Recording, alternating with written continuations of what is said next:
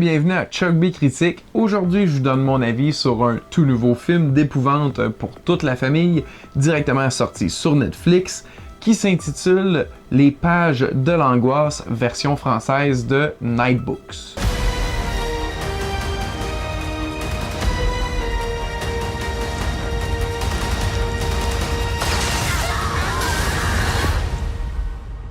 Ça raconte l'histoire d'Alex, un jeune garçon passionné d'horreur, se faisant kidnapper par une sorcière maléfique qui le force à lui écrire à chaque jour une nouvelle histoire effrayante. J'adore l'horreur et ça inclut aussi l'épouvante parce que quand j'étais jeune, c'est par là que j'ai un peu découvert l'horreur. Donc j'ai autant de plaisir à écouter un film d'horreur comme un slasher violent que un film d'épouvante pour toute la famille. Donc quand j'ai vu ça apparaître sur Netflix, j'étais déjà un petit peu intrigué.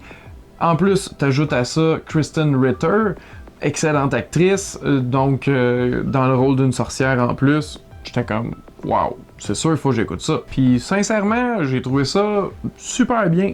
Pas incroyable, mais vraiment le fun à écouter. C'est basé sur un roman jeunesse, donc je ne sais vraiment pas si l'adaptation est fidèle, mais à tout le moins, j'ai trouvé que c'était une histoire vraiment intéressante, assez intrigante, avec des revirements que j'avais pas du tout prévus. C'est certain qu'on sait un peu comment le film va se dérouler en général, mais pour ma part, j'ai été surpris à plusieurs moments, et ça, j'ai bien apprécié. Une autre chose que j'ai bien apprécié dans ce film-là, tous les éléments de frayeur, si on peut dire ça comme ça, parce que ça vient justement être un parfait équilibre entre l'horreur d'adulte et l'horreur d'enfant. C'est comme vraiment juste la fine ligne entre les deux. Tu sais, c'est pas comme un fantôme avec un drap sur la tête, mais c'est pas genre un démon non plus, là. Tu sais, c'est comme un entre-deux. Il y a plusieurs effets visuels dans le film qui sont somme toute réussis. Il y a quelques éléments que j'aurais peut-être préféré en vrai plutôt qu'en CGI, mais on a quand même droit à du maquillage de sorcière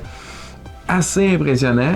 Moi, j'ai vraiment aimé ça. Il y a aussi plein de blagues parsemées par-ci par-là qui vont vous plaire dépendant de votre âge et de votre sens de l'humour. Il y a une blague de crotte de chat, puis ça se peut que vous la riez ou pas, là. Et au fond de tout ça, il y a une belle histoire sur l'acceptation de soi, sur l'amitié, puis c'est quand même très bien amené, considérant que c'est un film familial. Je dois quand même dire que j'ai eu un peu l'impression de m'identifier à ce jeune-là, quand que j'étais plus jeune, exactement comme ça, là, tripeux de films d'horreur, exactement, juste que lui, il a un look encore plus cool. Donc c'est certain que j'avais un parti pris pour plusieurs éléments du film, là, déjà en partant, mais ça n'empêche pas que c'est un bon film quand même. Le récit est raconté de façon assez intéressante, autant lorsque le film se déroule que lorsque le jeune doit raconter les histoires et qui sont imagées d'une façon un peu différente visuellement. On n'a pas vraiment de longueur, ça dure...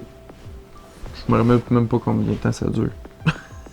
1h43 et ça c'est avec le générique, donc on voit vraiment pas le temps passer. Comme je l'ai dit au début, j'étais attiré par l'actrice Krysten Ritter qui livre vraiment une bonne performance. Elle semble s'amuser pleinement dans ce rôle-là. Et les deux jeunes interprètes sont super compétents, donc c'est très bien à ce niveau-là aussi. Ce qui nous donne, lorsqu'on mélange tout ça, un super bon film d'épouvante qui est vraiment pour tout le monde. Ce qui est légèrement surprenant, considérer que les scénaristes qui ont adapté le roman, qui ont écrit ensemble deux films, un que j'ai pas vu mais que ça semble que c'est là quand on regarde le poster, et l'autre qui est vraiment décevant. Donc probablement que le livre original est vraiment bon et peut-être que les fans vont décrier que c'est une mauvaise adaptation parce que justement ils ont enlevé plein de détails, mais à tout le moins il faut souligner que ça va faire découvrir peut-être ce livre-là